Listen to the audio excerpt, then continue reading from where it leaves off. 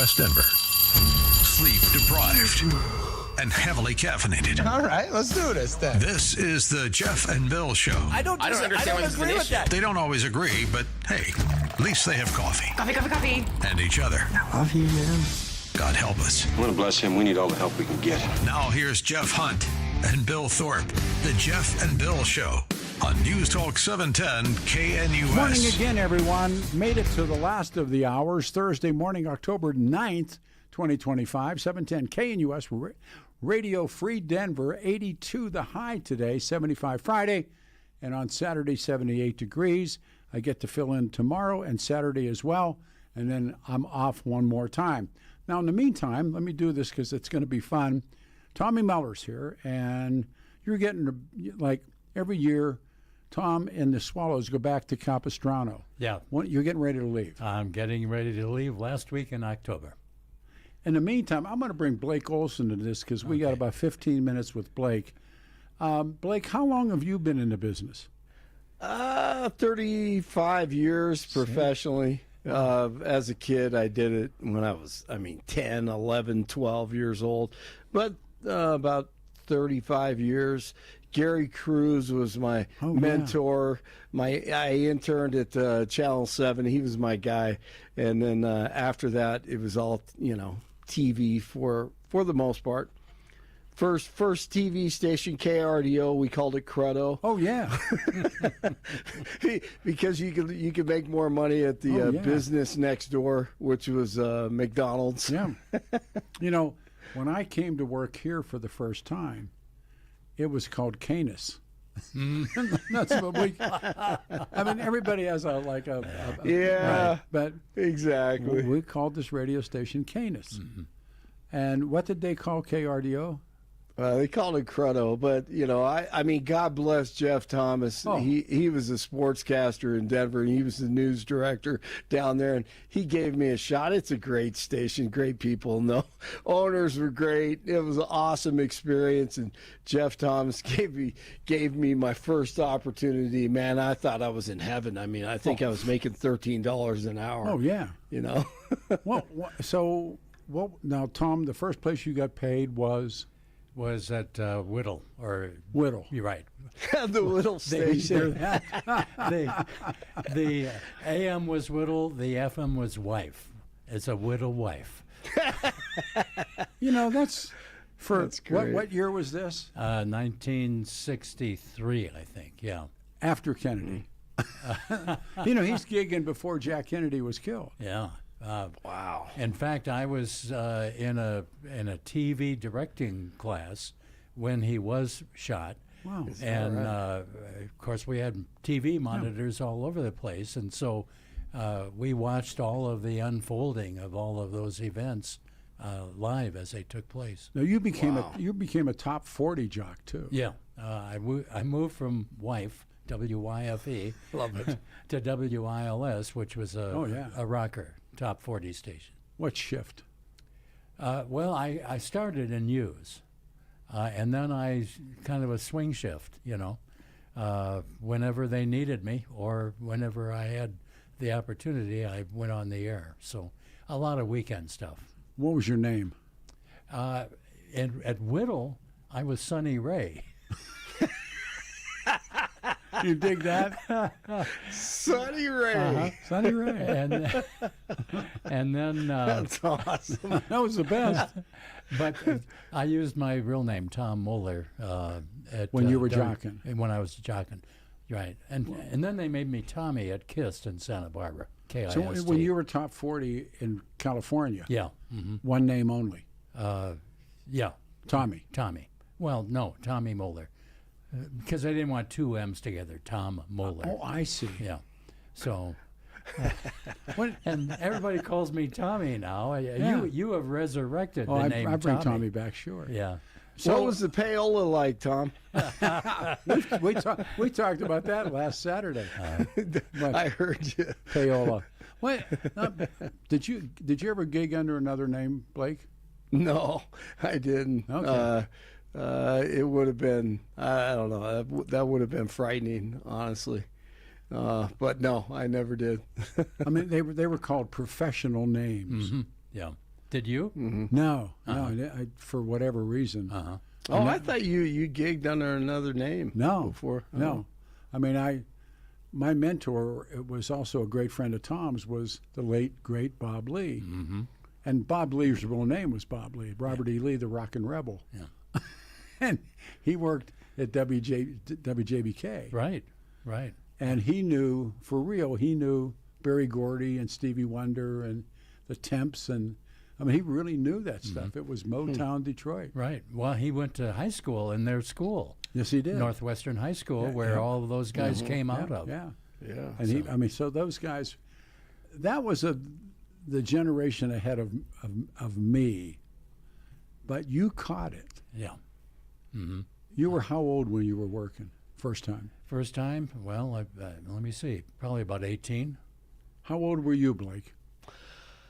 After college, when I started getting paid, 22, but I worked in public radio. Did you? You know, did stuff. So you teenager knew. stuff. Yeah. You knew you wanted to do this. Oh yeah. You know, my dad, he grew up in northern South Dakota on the border of South Dakota and North Dakota. He actually lived in South Dakota and, you know, rode a horse to go to school in North Dakota. So, but anyway, when we would go back there in Hettinger, North Dakota, I loved it because I could go to the radio station and just hang out there and look through the windows. Pick it up. It was right next to the dairy where my uncle ran the dairy in North Dakota, and I just loved it, man. And I was probably 8, 9, 10 years old. I begged my dad to take me by all the radio stations in Denver and in northern Colorado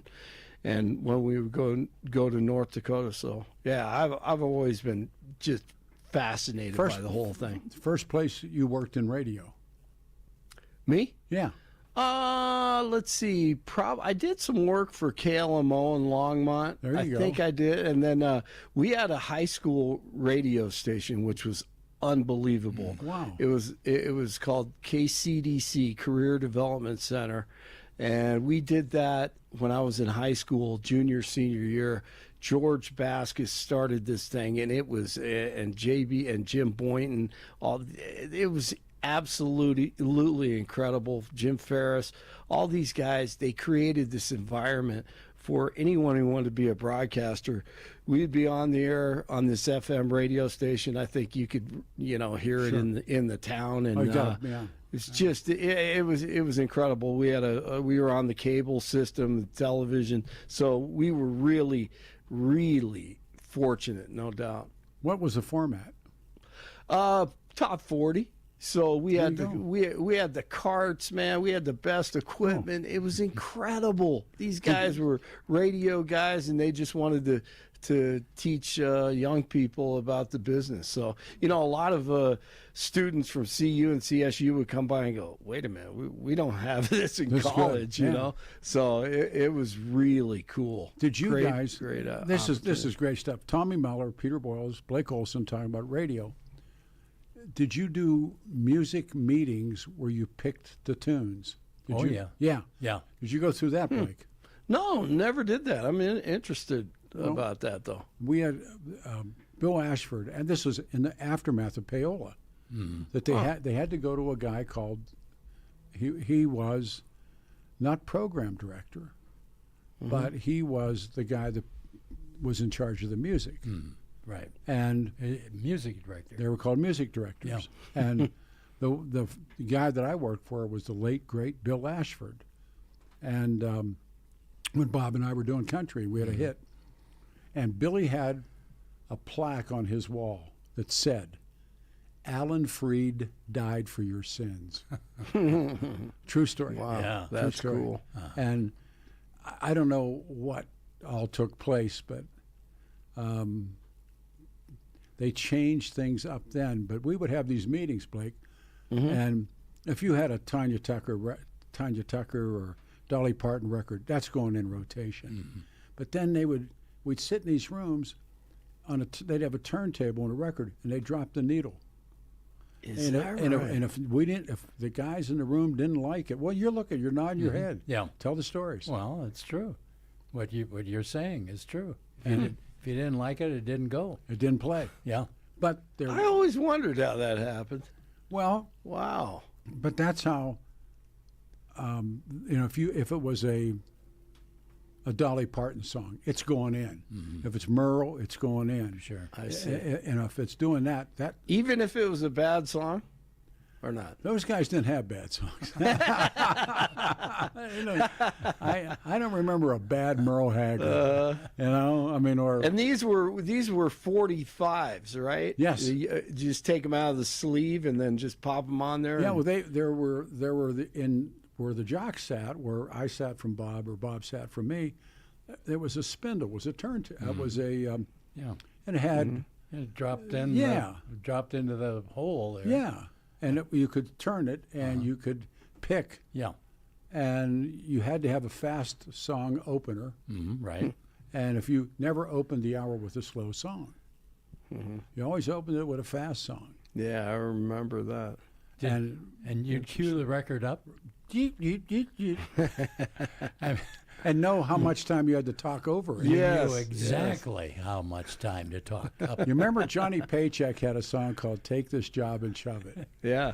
and that gave you enough time to say, "I went into the boss's office tomorrow morning, and I said, hey," and then "take this job and shove it." That was a great intro. You know, if I'm driving down listening to rock and roll music in our era, I'm announcing with the beginning of the song, and I'm announcing it right up to the lyric. Now, Blake, can you, when you listen to other radio stations, can you hear the screw ups? Oh, yeah. Can you? Oh yeah. Oh yeah. Absolutely. See? Because I screw up every 10 seconds, so I know. All of us. But you go, hey, what was the dumbest thing or stupidest thing or most frightening thing, Blake, you ever did on the air? Ooh. Well, mine was television. And yeah, I've done numerous. I've done plenty of them. But I think it was a Christmas Eve in There you go. Dallas. Anything, at wait a minute. Any Yeah. story that begins with, it was Christmas Eve in Dallas. Absolutely. You know it's gonna get good. Absolutely. Yeah, but all the, we used to stack the tapes up for all the highlights and all the sound bites and everything. So a show would have a stack of tapes. Yeah. 3/4 inch beta. Beta tapes, not 3/4 inch, but I did that also. But I was at the CBS affiliate in Dallas doing a big show before a Cowboys game, and all the tapes fell onto the floor. The tape operator said he couldn't get any of them going. So and it was just, I was locked in. I had a teleprompter, but it didn't make any sense because all the tapes told the story and all the highlights. And I just talked for 5 minutes. It was horrible. And he got one tape on there at the end, and the anchors were laughing, the whole time. It was embarrassing. It was horrible. But that was the worst. I will remember that opening. It was Christmas Eve in Dallas. Anything can happen after that. Yes, Worst no screw- doubt. worst- That's where you don't want to spend Christmas Eve at a TV station. No. In Dallas. Worst screw up. Yep. Oh boy. I know I had them. Oh, sure. But like you, I'm an old guy, so my memory Starting to shot. is really, I can't think of any really screw up. We got fired on Christmas Eve. This tells you how much. I mean, I needed money. I mean, I really needed money. I was in grad school. My dad had passed away. The baby was born. It was one of those things. And as we got off the air, they said, "John wants to see you." Oh. I'm thinking Christmas bonus. Oh yeah. Honest to God, I'm thinking, give me a hun. It's like, Yeah. it's going to give me a skin. And we went in, and it was showtime. You're out. But as I'm, there wasn't any walking money. You were just gone. Right. And he said, "By the way," and I turned around. He said, "I need somebody to run tapes tomorrow morning, Christmas morning." No, Blake. Oh. And they were paying like $4 an hour to run those big reel-to-reels. Oh yeah. Oh my God. Well, guess who was in there running reel-to-reels? Oh. Me. Yeah. Sure. I did. Oh, that's horrible. No, I needed money. I mean, Yes, it was that or stick up the cabbie. But and I remember driving to work on Christmas morning, and there's nobody out there. Cops. Yeah. Yep. That was it. And and went upstairs and unlocked it. And I knew this was going to be the last time I was going to be in that station. But we had those great big, remember the great big reel-to-reels? And Ed Green, legendary Eddie Green, built those tapes. Yes. And we played them. Those are that's awesome. 12-inch Yeah, big reel-to-reels. reels. Yeah. And as soon as we had two machines, and as soon as that tape ran out, you would hit the other tape and it fast reversed. No, right? Yes. Like that. And I was like, God rest ye merry gentlemen. Run those tapes, and then That's I think great. at noon there was some kind of special down the line, you know. But you nursed the needles, and I probably made, I don't know, $35-40 that day. But you needed the money. Yeah. Yeah, boy, that's the truth. Had to do it. First hit show. Blake, first hit show. That they went, wow, that was a great show. Oh man, it was in Tyler, Texas. There you go. Friday night at 10:30, an hour-long high school football show. There you go. We had 20 games from East Texas in the woods of East Texas. And that's big stuff. Oh man, and there are three of us on the air, and there are about 20 around. You know, photographers, producers, everybody just chipped in. They did jobs, you know, all over the town in Tyler, in East Texas, and we all came together on Friday night to just create these shows. And one of those shows was like the greatest one that I've ever been a part of. It was just like clean, and for the viewer it had to have been great because you saw everything. We had all the finals and everything flowed great, and we had a live band in the studio. See, I've done those. Yeah, man, it was great. That I miss that more than anything. The man who said, "My mama raises roses in Tyler, Texas." Yep. Who was it? Who said it? Who said it? Earl Campbell. There it is.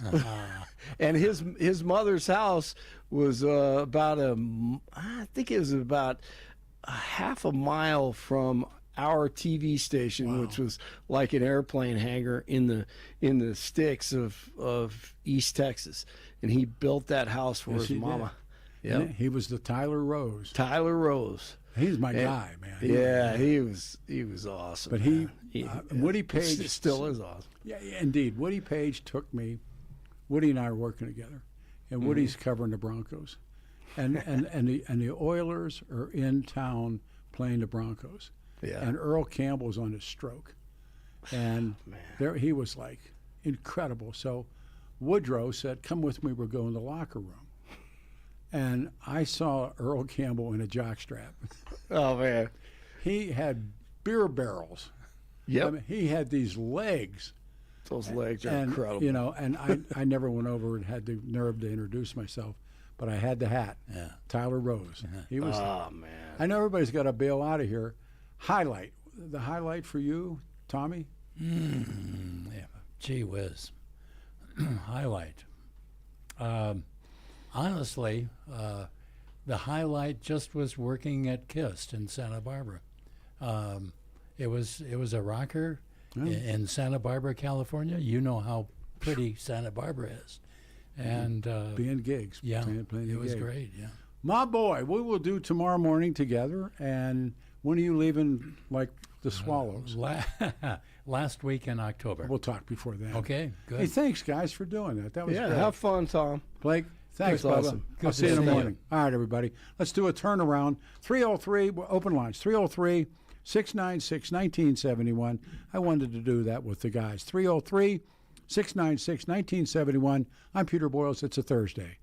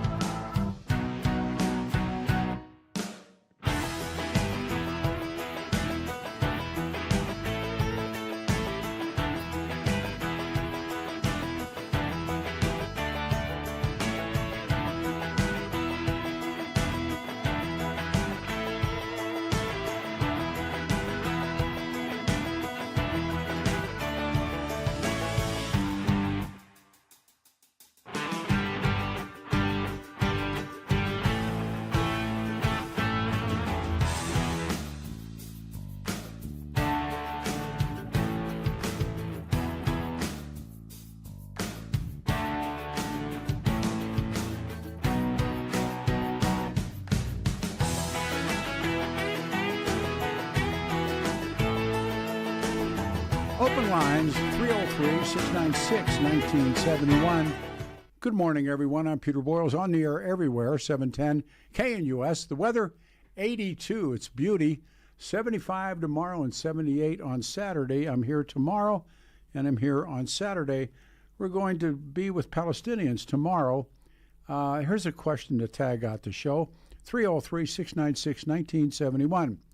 How many people in this audience do you think that this ceasefire will hold? How many folks listening to this show? And I couldn't be happier that the Gaza ceasefire will begin, or it looks like it will begin. The hostage release will begin within, President has said, within a couple of days or several days. The Israelis and Hamas agree to the first phase of the deal. Do you believe that this will hold? I mean, a serious question, because I don't. The president says Israel and Hamas have agreed to the first part of the Gaza peace deal. The agreement would see the release of Israeli hostages and Palestinian prisoners and the withdrawal of Israeli forces from parts of Gaza and everything that goes with it. But the Israeli government meets today and formally approves the deal. It looks as though the president may be going to Egypt this weekend. Hamas confirms the deal. I'm reading all of this, obviously, from the internet. Palestinians in Gaza and hostage families in Israel have been celebrating the breakthrough. Do you believe it holds? Let's go to the phones. Line one is Brian. We have one line open, 303-696-1971. Hey, Brian, you're up. Good morning. Hey, good morning, Pete. Good to hear you in the morning again. Thanks. On the weekday anyway. The conflict in Israel, it's just never going to be solved. It's political. It's religious. There's so many elements in it. I think this is great for peace. This is great for people dying. But you watch when you have on your Palestinian guest, they're going to say they're being occupied. They're going to say Israel doesn't deserve the land they're on. They're going to say anything but we want peace. I mean, Israel's willing to carve out a place in Gaza for them. None of their other Arab nations are willing to carve some land for the Palestinians. They just simply want what Israel has conquered. Let me take you back to my initial question. How long does the ceasefire hold? Until Trump leaves office, and then this is just another ploy of trying to get close, and then there'll be another. The nations will turn against Israel once again. Trump is holding the line, and he's causing peace. I think he deserves a Nobel Peace Prize for the Abraham Accords. And then if this holds for the next 4 years, remember, 3 years. The Abraham Accords, frankly, were meaningless. It didn't prevent this, but it did get the Arab nations to legitimize and at least say terrorism against Israel is not what we stand for. The Saudi Arabians, when Saddam is destroyed and gone, and the Saudis look at the mullahs, they need help. The Saudi Arabians are pragmatic as hell. Trump helps them, and they more side now with the Israelis. The Saudi Arabians are fascinating to watch. You talk about a whole country that would be more than willing to hold your coat in any fight you got into. But the mullahs have them on the ropes. And I think that had to, it wasn't that the Sauds were seeking peace in the Middle East. Sauds were scared. Well, you're right, Pete, but, in 1947, 48, the UN voted to create the State of Israel.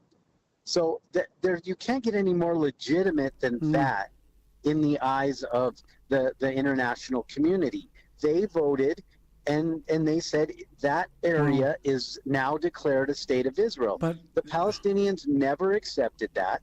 Well, they've and they never will. But if So you read as them- long as you have one side yeah, but if you read, not legitimizing another, yeah, the peace will never happen. the conversations leading up to the proclamation with Ben Gurion, and when people on the dissenters said, suddenly now God is a real estate agent, or one of the more ineffective organizations in the world, the UN. You look at the vote, and Harry Truman, and then the interesting, great question, historical question, who was the second nation state to validate the existence of the state of Israel? Who signed second?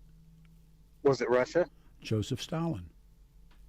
And Exactly. So, yeah, because And, they and I think that was a ploy anyway. I really think Russia pulled that vote because they knew the Arab nations would surround Israel and destroy them. And then they would have their hands, which is what they wanted. And I think they just voted for it, knowing they'd be destroyed in the next few weeks. And you know what? Ironically, that didn't happen. And 600,000 Israelis battled back millions of Arabs. The wars in a miracle stand down. The wars have been. That's what I'm saying. Goes back to my initial question. By the way, I really love your call. There has never been, in spite of, again and again and again and again and again, even through Ben Gurion and through Moshe Dayan and through now Netanyahu, and people have said now we have peace. And what I've read and what I've witnessed in some travel, I don't see it happening. Now, I hope it's true. I hope the Gaza ceasefire holds. But, straight up, what do you think? It's not going to hold, Pete. Yeah, I'd say temporarily, but here you have the Palestinians voted for Hamas, a terrorist organization, to be their governing body. The vote was 11 or 12 years ago.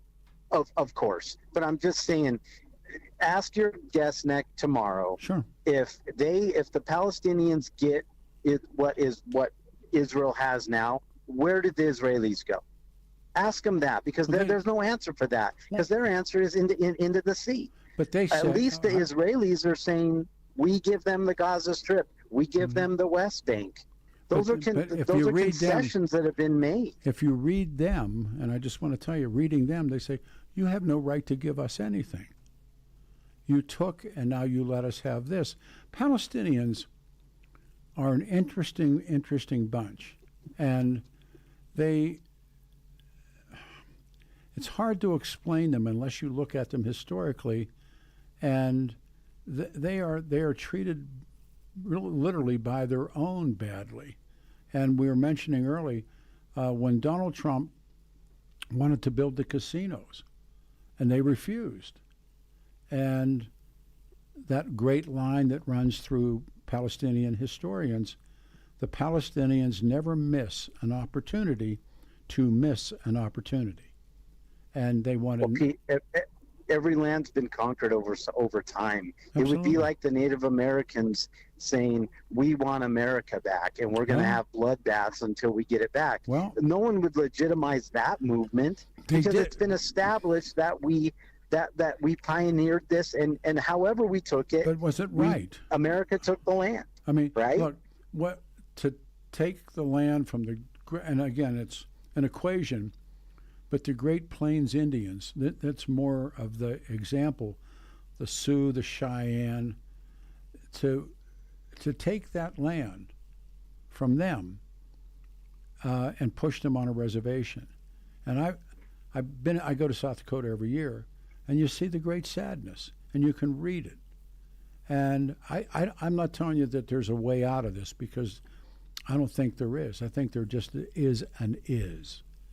And, it was and is what it is. And I look at the world, we had a conversation last night at dinner.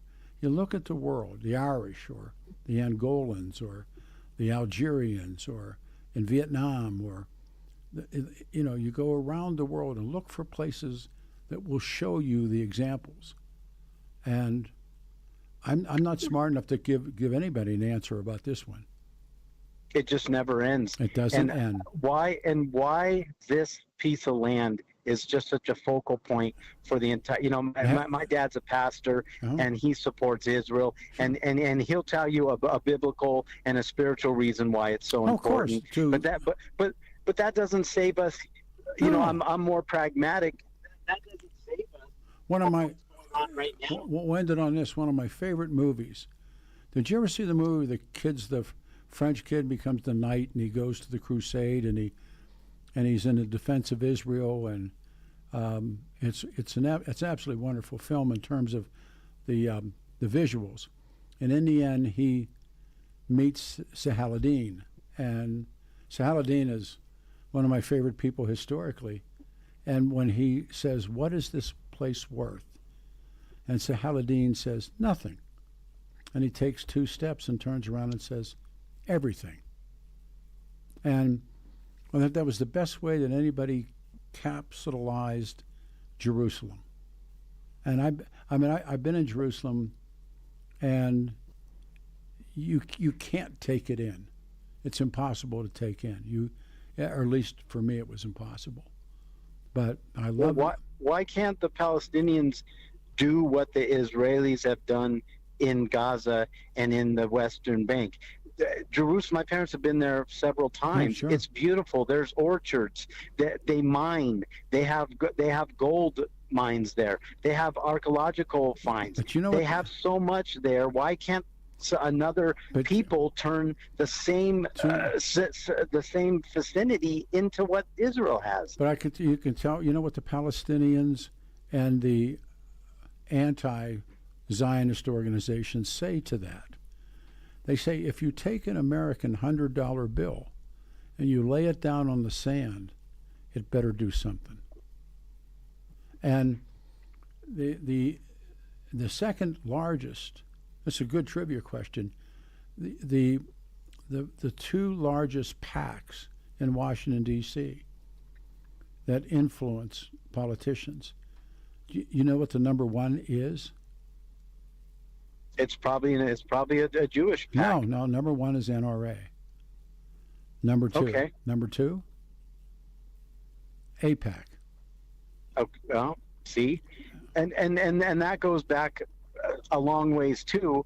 But you have, American money has provided Israel the support and the defense that they've needed. But why can't the Arab nations, who are richer than America put together, if you put them all together, give Palestinians what they need to thrive in the land that they have now have? But that's the rub. They don't. But people think all Arabs are the same, and they're not.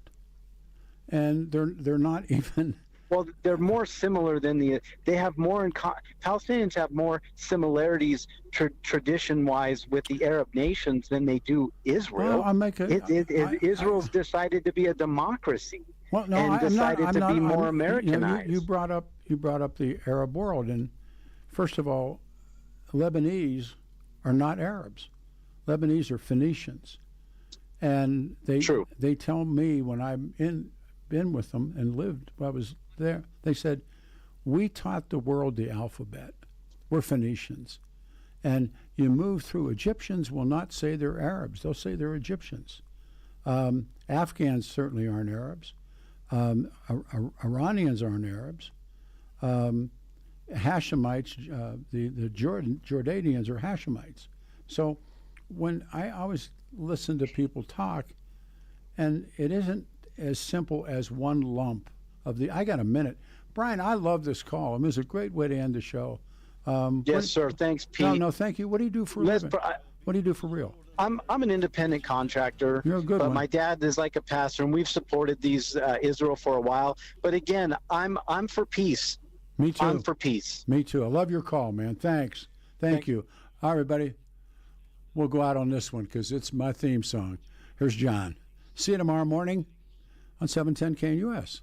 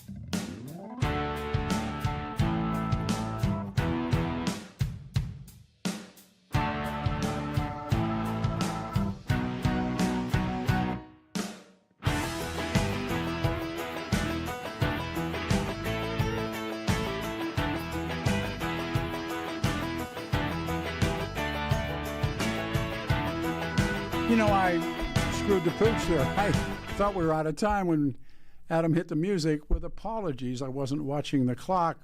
So we're still good. Let me see. It is now 9:45, so we got about almost 15 minutes. 303-696-1971. We had full lines, and dumb boy, I broke away, and everybody said, well, the hell with it. We're trying to get them again tomorrow. So the lines are there now. Nobody's on them. 303-696-1971. We broke away talking about the announcement of a ceasefire in Gaza, and the hostages will be released within, they say, days. The Israelis and Hamas agreed to the first phase of this. And I have some Palestinians with us tomorrow here on 710 KNUS. Donald Trump has said that Israel and Hamas have agreed to the first phase of the Gaza peace deal. And we know, looking at a glance, but the agreement would see the release of the Israeli hostages, Palestinian prisoners, the withdrawal of Israeli forces from Gaza, and the entry of aid to Palestinians. And I asked the question, and it's been a good one, how long will this last? Do you buy that this is the real deal? And history would tell us, no, of course not. There are, again, these parts of the world that this is simply going to happen. All right, lines are lighting up. Gary, you're on a radio show Thursday. Thank you. Oh, Pete, what a treat. You're on the radio on a Thursday, and I'm there tomorrow. I'm on furlough. I'm going to be there tomorrow. It all works out. Go ahead. Yeah, and I'm on furlough, so I have the day off. That's right. I was thinking about, how Trump's been lobbying for Nobel Peace Prize. He keeps reminding us that he ended 7 wars, and it's interesting the timing of this, where the Nobel Peace Prize is going to be awarded tomorrow, and he got this Phase 1 agreement signed, or soon to be signed. And, I hope he doesn't get it. I read an article yesterday that his primary competition is Greta Thunberg. The Nobel Peace Prize, to me, reading it over years, is pretty much a joke. The Peace Prize, it was in, don't hold me to the year, but Lee Duc-Tho and Henry Kissinger shared it over the end of Southeast Asia. And, I think that Kissinger left Americans there. I think, it was nothing. And they received the Nobel Peace Prize. Barack Obama received the Nobel Peace Prize simply by being Barack Obama. I don't get any of this stuff. So it is politically motivated. If Donald Trump gets it, I don't know if I'd be that shocked. If he doesn't get it, I don't know if I'd be that shocked. Yeah, if it's a joke, maybe it should go to Trump because he's a joke. Well, there are people that would disagree with you. So, right now, the guy, if this is all true, the guy looks pretty good. Now, the question is, will this hold? Yeah, I think, Pete, this reminds me of, this, they call it a foundation for an agreement. I'll believe it when I see it. Well, it's kind of like when they had a foundation to buy the mine in Ukraine. Yeah, well, there's a term. There's a reason why French is the language of diplomacy. And there's a term called détente. And if you remember back to Brezhnev and Nixon, and they used the term détente. What détente means in diplomatic French is we agree that someday we will agree. It's really a fascinating word. We agree because someday we will agree. So it's kind of a a drop in temperature. Now, what's going to happen? I don't know. All I know It is seems that. all right. Oh, go ahead, Pete. No, I was going to say, what history, as a history reader, this is going to be good for, till everybody licks their wounds and starts again. And all of these little kids that saw their aunts and uncles and mothers and fathers and older brothers killed, they're the next generation of people call them. One man's terrorist is another man's freedom fighter. And people don't want to believe that, and that's fine, but it's the truth. Yeah, based on what I've been reading about it, it seems to me, a peace prize should be given to someone once there's a peace, and we don't know if there's going to be a peace. Well, once again, it's, it will be what it is. Barack Obama got one, Lee Docteau, Henry Kissinger got them. I'm sure other people got them. It comes from the guy that I think invented dynamite. That was named Alfred Nobel. And he felt bad about it. He felt bad about it. And he invents dynamite and then he manufactures a peace prize. I don't think it's as important as people think it is. It's important to Trump. Well, and that may be, and he may get it. But he also may not get it, and then you'll watch all of that happen again. Look, I don't know who makes the vote. I don't know who's the voters. But if they give it to that young woman activist, that's sad. That really is sad. So, yeah, who would you really give it to? The war in the Ukraine continues. I can't see them giving Vladimir Putin one. If it were me, Pete, I've heard what the big difference is about this peace plan is that all of the Arabian, I think that's the right term, countries have come together. And it would seem to me if a peace prize was given, it could be given to all of those countries that are pulling together to try to make a peace. Too many people, too many countries. And most of the stuff that they're doing right now is simply out of fear of the mullahs.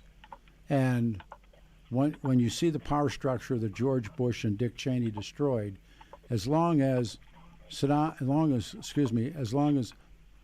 Hussein was there was a buffer.